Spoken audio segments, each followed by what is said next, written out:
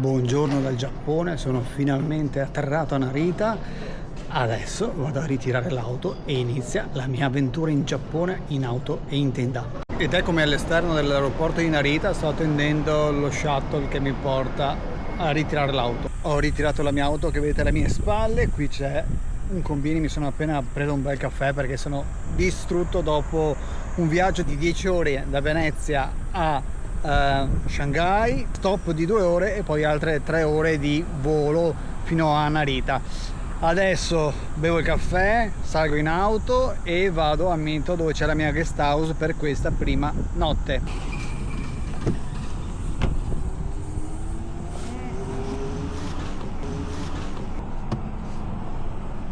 E partiamo.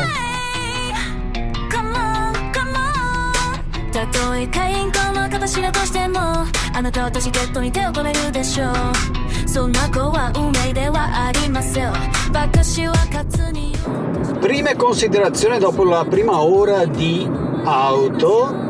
Allora, come ben sapete la guida è come in Inghilterra. Ogni tanto sentirete la macchina che parla perché mi dice che sto andando troppo veloce. In realtà una delle cose che colpisce subito di guidare in Giappone sono i limiti. Raramente, almeno nelle strade locali che sto percorrendo, si superano i 50 all'ora, per cui il sensore dell'auto continua a dirmi che corro troppo veloce, che in realtà sto facendo i 55-57. Bisogna avere pazienza, 50 all'ora è il massimo che potete fare. Inoltre la cosa che stupisce è la quantità di semafori, e questo rende ancora di più il percorso lento, e secondo me la vera grande difficoltà sono proprio i semafori, per il motivo che non sono posizionati come da noi, ma sono posizionati dopo l'incrocio. Bisogna farci un attimo l'abitudine e soprattutto l'attenzione, perché noi siamo abituati a fermarci quando vediamo un semaforo. In Giappone il semaforo è dopo l'incrocio, ma per il resto secondo me non è così difficoltoso guidare in Giappone, sempre che siate abituati al cambio automatico e alla guida all'inglese, per cui alla destra. Io avevo già guidato in Scozia, per cui non è che mi trovo così male.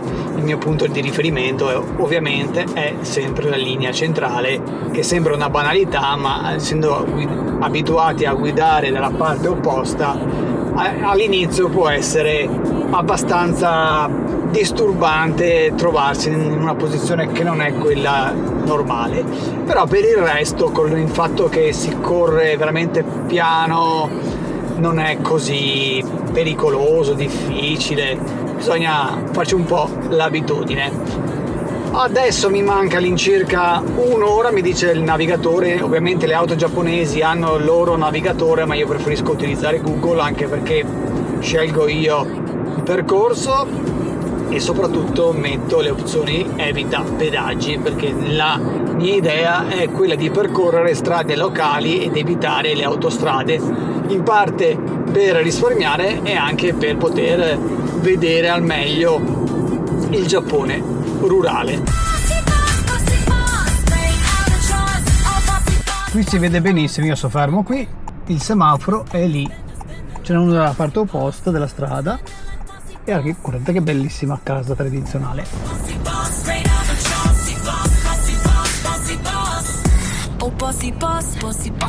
Sono arrivato a Mito e questa è l'entrata della mia guest house. Adesso vi faccio vedere la mia stanza per questa notte.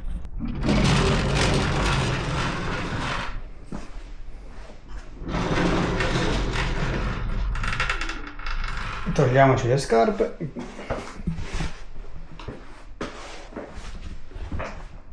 La mia è la stanza della cerimonia del tè, Ji-Kiza-an, e questa è la mia stanza, tutta per me, almeno per questa notte, con il mio futon, tavolino, cassaforte, un odore un po' di vecchio nell'aria però. Ovviamente siamo lontani dalle rotte turistiche. Questa stanza l'ho pagata per una notte 33 euro ed è tutta per me. Poi ci sono stanze dormitorio, ma per 33 euro ho preferito la stanza da solo. Adesso mi riposo e poi capisco se c'è un posto qui vicino dove andare a mangiare. Sono uscito di casa e mi sto dirigendo verso il Karaikuen, che è uno dei 3 giardini più belli del Giappone. È l'unico che mi manca perché ho visto quelli di Kanazawa, quelli di Okayama, ma siccome ormai sono le 6:15 di sera, è sicuramente chiuso o chiude fra poco, vado comunque a vederlo all'esterno e poi ci torno domani mattina, anche perché devo trovare un posto dove mangiare. È vero che Mito è la città principale, la prefettura di Ibaraki, però non c'è tantissima gente in giro e non vorrei già cominciare a cenare al Combini. Come c'era da immaginarsi, il giardino è chiuso, è questo qui che vedete alle mie spalle, ma comunque ci torno domani mattina. Adesso sto andando verso la stazione, vediamo se trovo un posto dove mangiare. Quello che non mi stupisce è la tranquillità di questo posto, perché siamo nel Giappone che piace a me. Invece la cosa che mi stupisce è che non fa per niente caldo. So che ieri c'è stato un fortissimo acquazzone a Tokyo, non so se sia la causa delle temperature così miti, però questa cosa mi stupisce parecchio. Mito è famosa, oltre che per il giardino, per il lago Senba, che è popolato da cigni neri che sono qui sotto, ma anche ovviamente le immancabili barchette a forma di cigno non nere.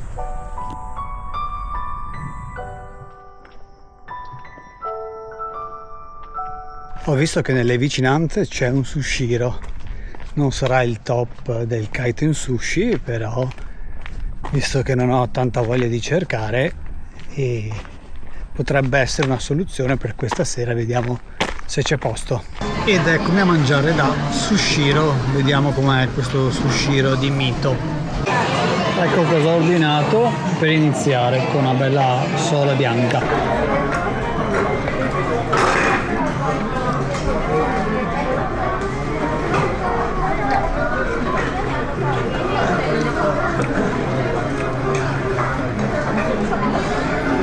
Diciamo che è discreto, non male per il prezzo che ha.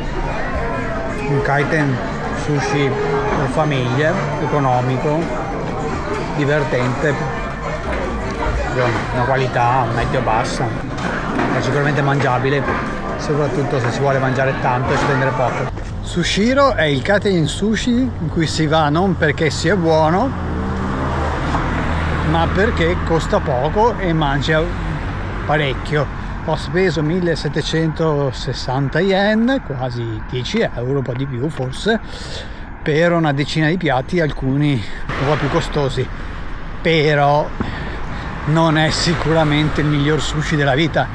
So che molti influencer lo consigliano assieme a Kura, ma se io fossi in Giappone per la prima volta non andrei sicuramente da Sushiro a provare il sushi, anzi. Ma nel mio caso non c'era altro, non avevo grosse necessità e mi accontento anche di un Sushiro una volta ogni tanto. Sono tornato in Ryokan, per cui ci vediamo domani. Buongiorno dal Giappone, inizio una nuova giornata, questa è rientrata dalla mia guest house e adesso, come promesso, vado a visitare Mito.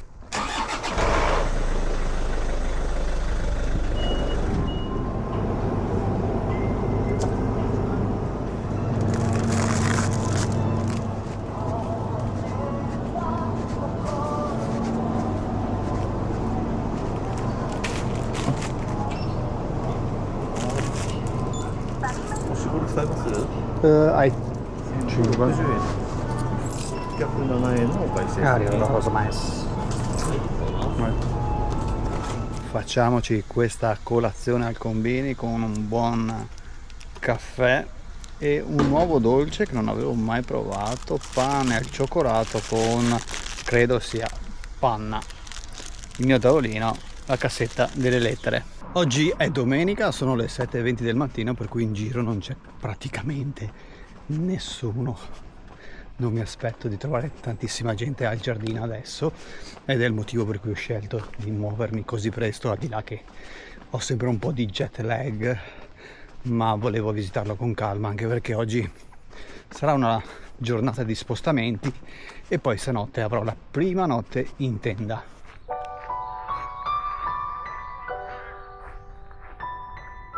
Il Kairakuren è famoso per i suoi 3000 pruni che nel momento della fioritura devono essere fantastici. L'entrata però è gratuita tranne nel periodo dei pruni, ma questa cosa è veramente incredibile perché di solito i giardini di questo genere sono a pagamento. Il giardino è stato costruito per volontà del signore locale, dal daimyo Tokugawa Nariaki. Fu progettato e iniziarono a costruirlo a metà dell'800. Guardate, sono circondato anche da bambù, una foresta di bambù anche a Mito. Strano che ci sia una foresta di bambù anche a Mito. Dopotutto le foreste di bambù sono solo ad Arashiyama, vero?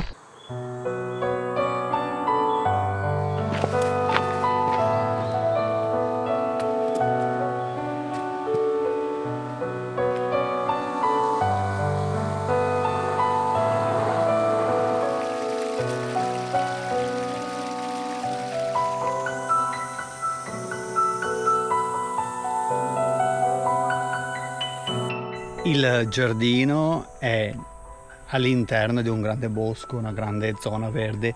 In quella direzione lì c'è il lago Semba che vi ho fatto vedere, però è il pregio, il difetto di questo giardino è questo, essere all'interno di una grande zona verde, però è anche attraversata da una strada e anche dalla linea della JR e nel sottofondo si sentono auto e treni, per cui in qualche maniera rovina la magia di questo giardino.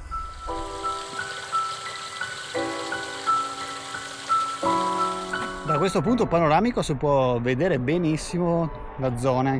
Qui c'è il lago,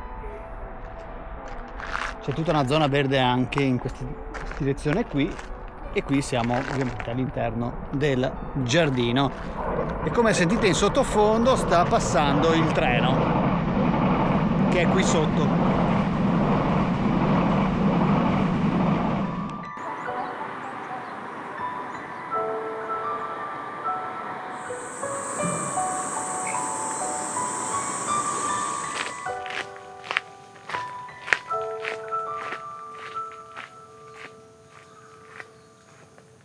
E questa è la zona dei pruni che è affascinante, ma posso solo immaginare quando sono tutti fioriti deve essere uno spettacolo incredibile.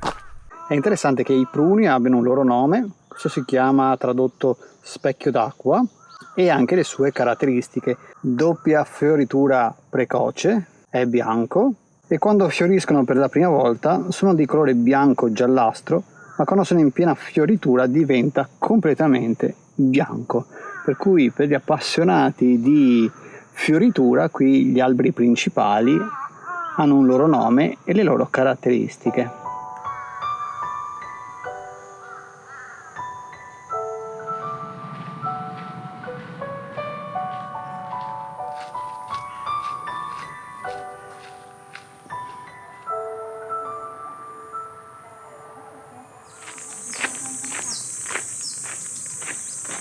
Mi trovo al Kobuntei, sono all'interno del giardino, questa è la residenza del daimyo Tokugawa Nariaki che volle la sua residenza all'interno del giardino per avere una vista spettacolare sul lago Semba e sul mare di pruni che fioriscono in primavera. E adesso vado a vedere gli interni visto che sono visitabili.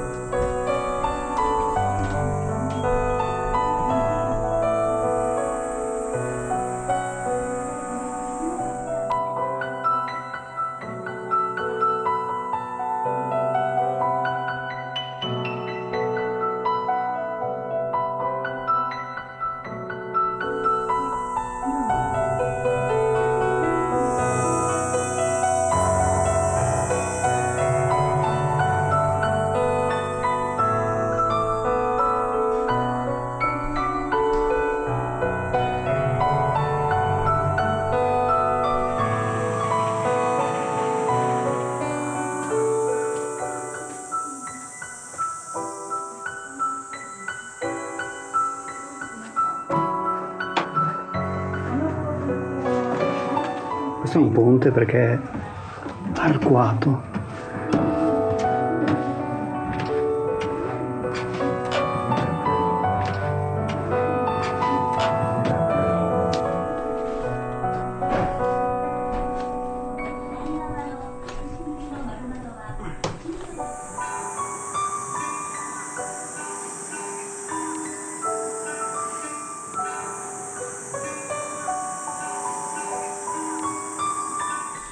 Se il giardino è stato un po' deludente, devo ammettere che la residenza Koh Boon Thai è veramente bellissima, motivo principale per visitare il giardino.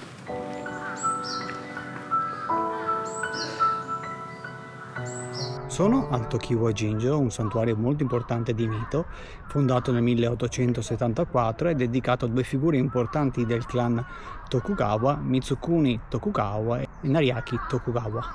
Mitsukuni è particolarmente noto per essere stato il mecenate dell'opera storica di Dai Nyoinshi, una cronaca, possiamo dire, imperiale che ha contribuito a rafforzare l'identità giapponese come la conosciamo oggi. E invece Nariaki è colui che diede vita al giardino Karakuen, per cui due figure storiche celebrate in questo santuario che adesso andiamo a visitare.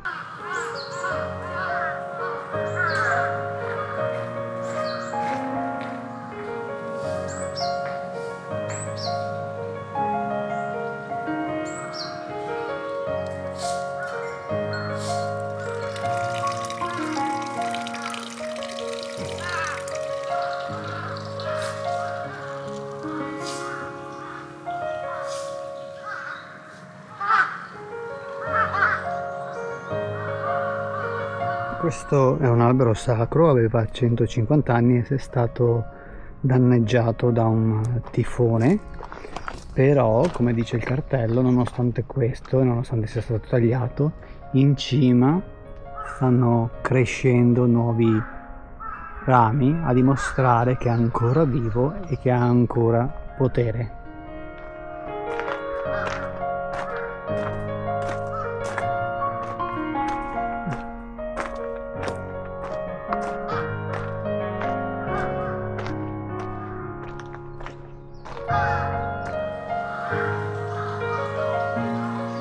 Santuario molto interessante, pochissima gente, dopo tutto domenica mattina, a farmi compagnia i corvi e il sacerdote che spazzava con grande vigore il santuario. Adesso andiamo a vedere un altro luogo importante di Mito.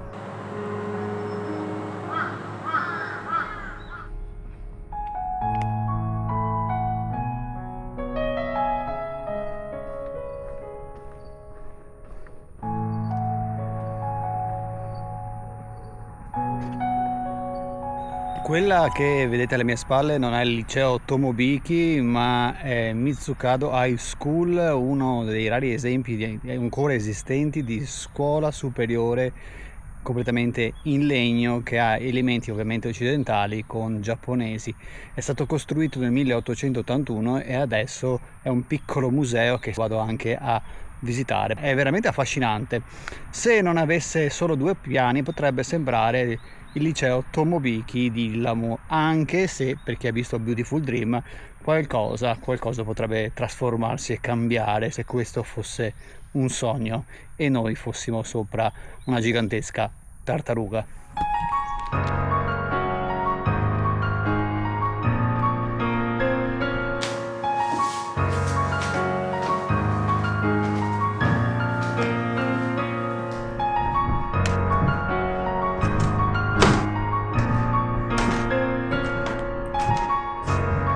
Vediamo cosa mangiavano gli studenti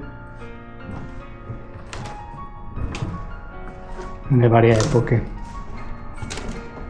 Questo secondo me è non quello più povero.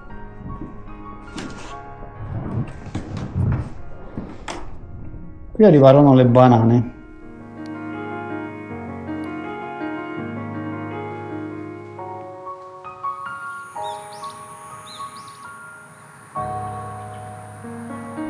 Peccato non poter salire al secondo piano, perché secondo me era il più interessante. mi sarebbe piaciuto salire proprio fino in cima, ma purtroppo non si poteva. Torniamo all'auto, che devo spostarmi da qui, rimango sempre a Mito ma raggiungo un'altra zona un po' più distante, per cui mi conviene prendere l'auto. Lungo la strada ho trovato un ristorante, si chiama Don Pippo, che è un particolare distributore automatico dove si può prendere del vitello tonnato e dello stufato di pollo al pomodoro. Sarei tentato dal vitello tonnato. Il distributore automatico di vitello tonnato mi ha fatto venire voglia di un onigiri con il tonno e la maionese. Spuntino prima di spostarmi. 1, 2 e 3, ci sono le istruzioni come un model kit. 1, si gira, si tira il 2, si tira il 3 e si magna. Quella alle mie spalle è il Kodokan, che possiamo definire quasi l'università dei samurai. Fu fondata nel 1841 sempre da Tokugawa Nariaki ed era la scuola di samurai più prestigiosa dell'epoca. A differenza di altre scuole, questa fu istituzionalizzata proprio da Nariaki, che diede un percorso quasi scolastico che non includeva solo l'arte della guerra, l'uso della katana, che insegnava ai studenti anche principi di medicina, farmacia, matematica e ovviamente la lettura dei kanji, cosa non così scontata all'epoca. Per entrare bastava avere 15 anni e, a differenza di altre scuole per samurai, non era rivolta solamente agli aristocratici, ma bastava avere comunque delle capacità per poter entrare in questa scuola, che era aperta praticamente a tutti. Purtroppo, come si sa, la storia andò contro all'idea di scuola di samurai di Nariaki, perché con la restaurazione Meiji l'idea di samurai fu completamente abbandonata e bandita dal Giappone per far diventare il Giappone paese più moderno e aperto all'Occidente. Questa scuola gettò comunque le basi per quello che è anche l'idea di scuola attuale giapponese. L'edificio fu trasformato in un edificio pubblico e per poi essere riaperto e convertito in museo.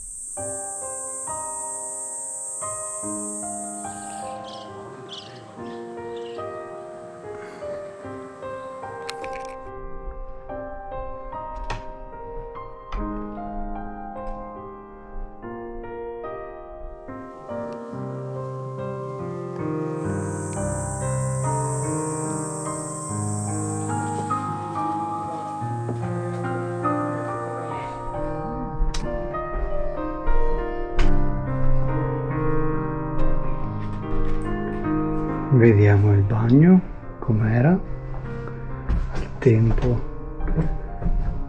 dei samurai. Questo è il bagno dei samurai.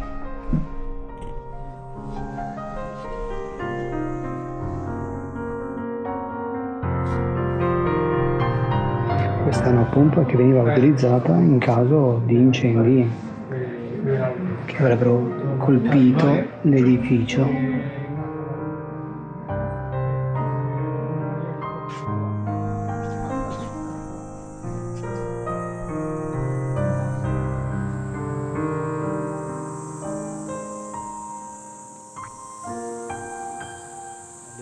Diciamo che lì la visita vale più per il valore storico e per l'unicità del luogo che per l'edificio in sé, e se si è a Mito, perché non visitarlo?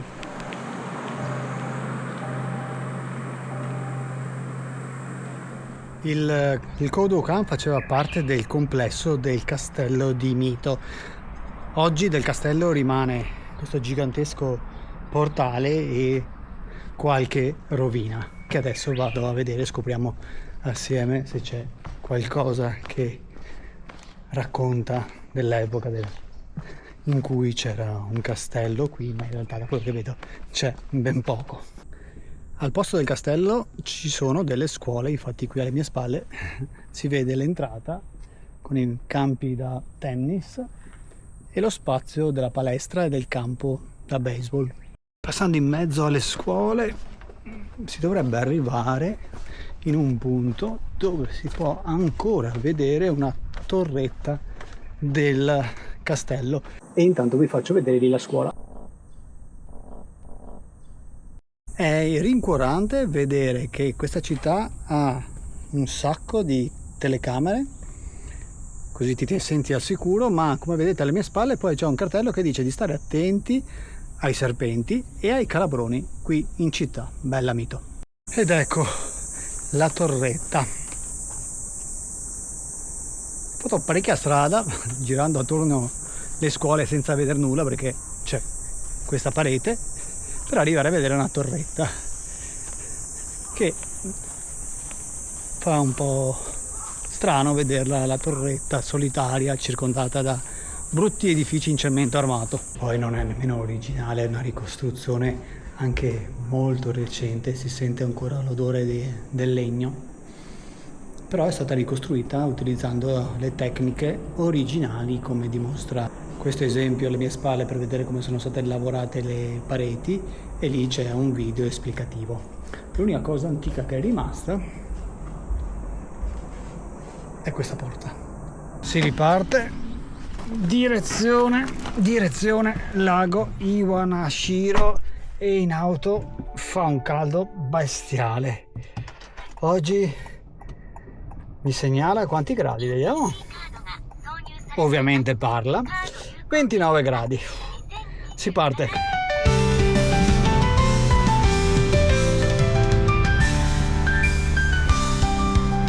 Mi sono fermato lungo la strada a bere un caffè in questa specie di autogrill, anche se questa non è un'autostrada.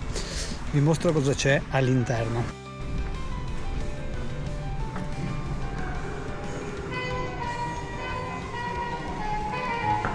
Totoro. Questo è il bellissimo panorama che mi circonda, che circonda l'autogrill, e poi c'è lei. Beh, ovviamente mi sono lasciato alle spalle la città e mi sto inoltrando tra le montagne giapponesi, che sono di un verde vibrante, perché questa notte dovrei dormire lungo un lago che è circondato dalle montagne. L'unica cosa che è un po' preoccupante, ma non ancora forse per oggi, è che è in arrivo un tifone e dovrebbe comunque passare anche da queste parti. Questa notte non dovrei avere problemi, forse le prossime, però mi adatterò a quello che succede. E dopo aver bevuto il caffè si riparte.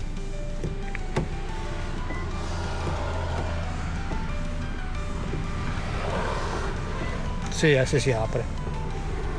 Ci risentiamo dopo, vediamo se si apre. Ok, si è aperta.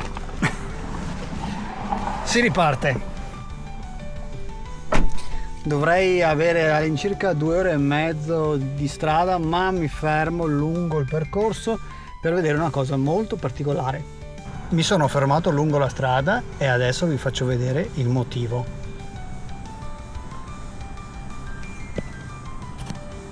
Questo, e poi c'è anche lì. Cosa interessante è che non c'è un motivo particolare perché ci sono queste cose qui, è semplicemente un parcheggio, credo per trattori o per moto. Non c'è un motivo in particolare, è semplicemente un parcheggio e qualcuno ha voluto divertirsi facendo un Gundam e un personaggio di One Piece. Queste sono le cose belle del Giappone.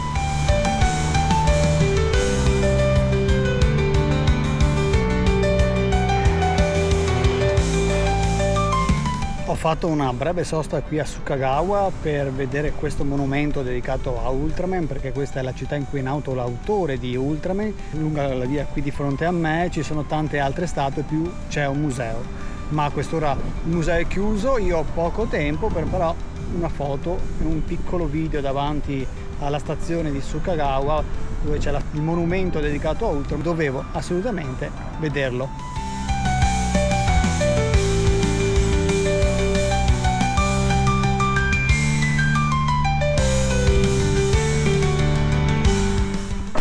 Si riparte, altri 48 minuti e poi sono arrivato al lago dove campeggerò questa notte.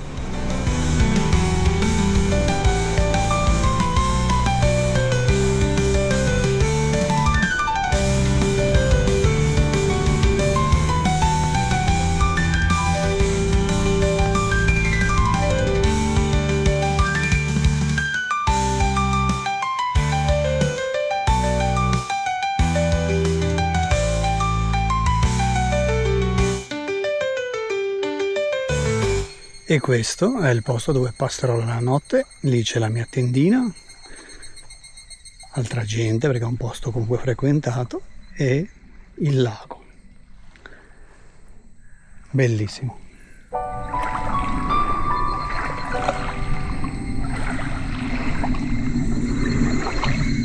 Come immaginavo, nei dintorni non ci sono ristoranti dove potrei mangiare, ma c'è sempre lui. Un conviene anche qui, per fortuna.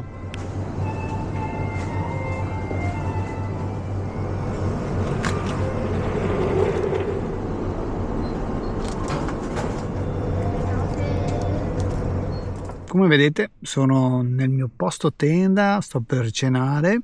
Al combini ho preso del riso in bianco con del caraghe, cioè del pollo fritto, e questo c'è, lo faccio vedere, e buon appetito a me.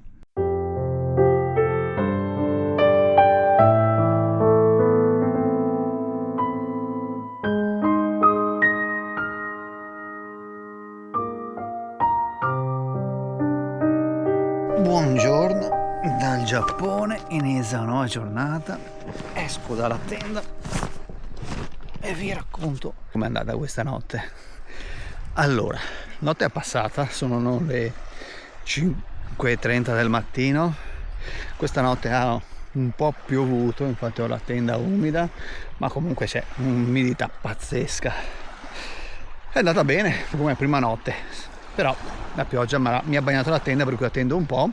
Intanto mi godo questo bellissimo paesaggio. Se vi state chiedendo come funziona il campeggio libero qui in Giappone, allora queste sono aree adibite proprio al campeggio pubblico. Lì c'è un bagno, ovviamente non c'è la doccia, però ci sono i servizi con un po' di insetti ovunque, anche rane sparse, però bisogna anche adattarsi in base a dove ci si trova. E si può mettere la tenda, non si paga nulla, è proprio libero, solo con i servizi. Poi in Giappone ci sono anche campeggi a pagamento, ma sono abbastanza costosi. E altra soluzione è il campeggio libero senza servizi, cioè vi mettete su un bosco, su un prato, ma anche su un parco pubblico. Teoricamente è una zona grigia del campeggio qui in Giappone. L'importante sarebbe mettere la tenda dopo il tramonto e smontarla prima dell'alba. Se pensate che l'alba in questa stagione a luglio arriva all'incirca alle 4:30 del mattino, non è proprio la soluzione più ottimale, per cui nei prossimi giorni cercherò dove possibile di trovare campeggi liberi come questo. E se vi state chiedendo come ti lavi, ovviamente la soluzione è qui di fronte.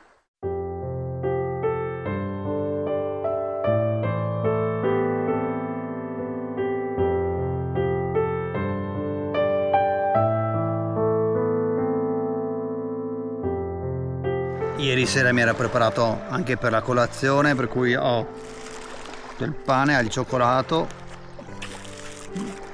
del caffè e un succo al mango. E se volete fare come me vi portate anche un bel frighetto dall'Italia piccolino, in modo da tenere la roba fresca o calda, dipende poi da cosa state per mangiare. Buona colazione, io mangio e poi vado a lavarmi.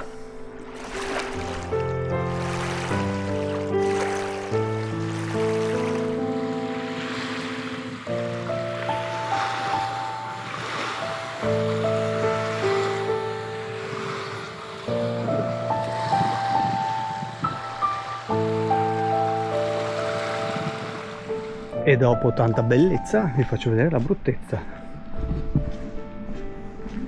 Questo è il bagno, ma ringraziamo che c'è. Ovviamente animali un po' ovunque. E qui c'è il bagno tradizionale giapponese. Vediamo se ci sono rane. L'altra sera c'era rane, ma lì c'è un insetto, non so se si vede.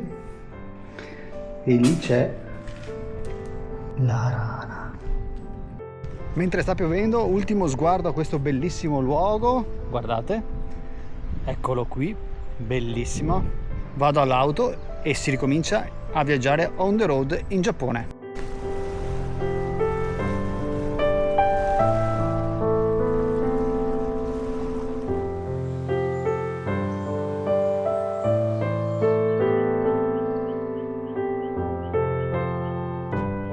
Si parte.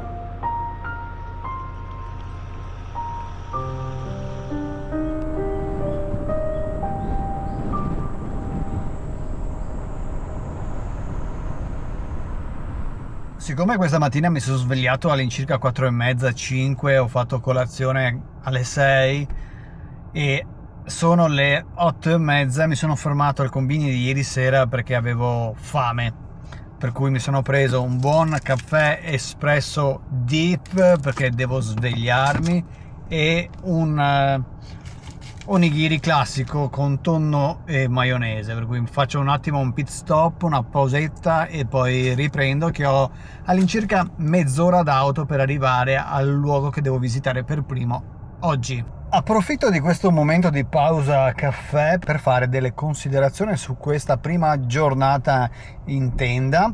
Allora, ovviamente devo prendere un po' le misure perché devo abituarmi alla tenda, abituarmi soprattutto agli orari, perché ho cercato di dormire all'incirca alle 10 e ho fatto un po' fatica e mi sono svegliato un paio di volte fino a quando è iniziata l'alba, erano all'incirca le 4:30 e alle 5, 5:30 mi sono alzato, per cui ovviamente il mio bioritmo deve un attimo adattarsi a questi orari. Il problema maggiore di dormire in tenda, almeno questa notte, è stata l'umidità.